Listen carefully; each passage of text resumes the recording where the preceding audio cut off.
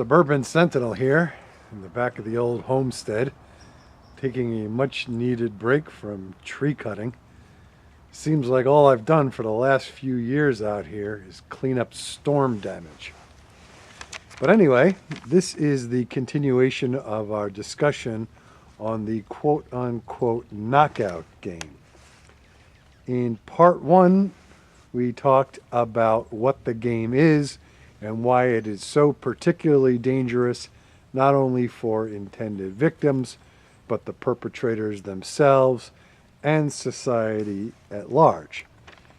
In this section, we will discuss what few things we can do about this supposed national trend of trying to knock out random people on the street.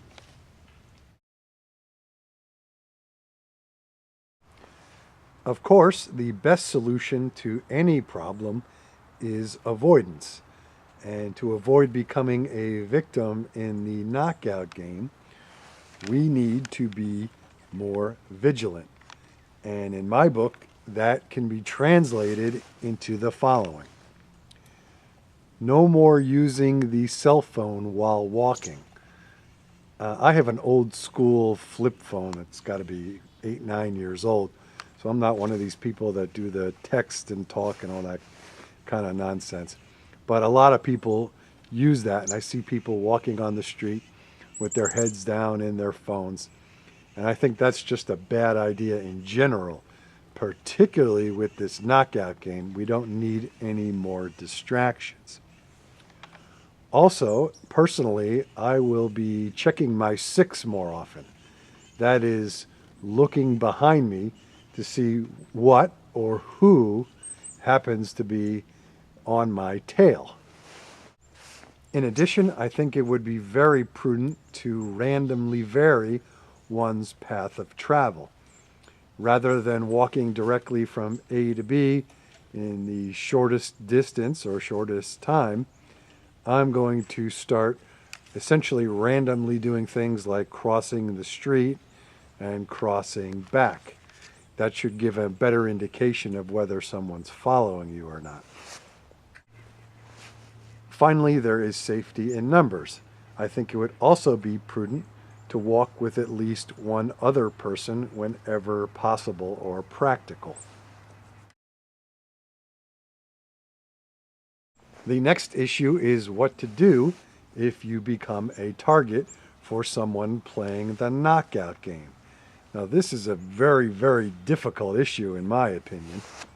Here in the ultra-liberal New York City metropolitan area, you're likely to go to prison for a long time for shooting an unarmed teenager, even if that teenager was putting you in peril of death or serious physical injury.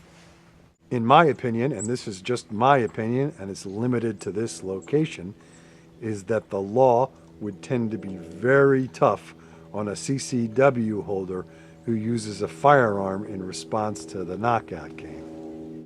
Therefore, I'm going to be concentrating much more heavily on less than lethal weapons in my self-defense protocols. I already carry OC spray.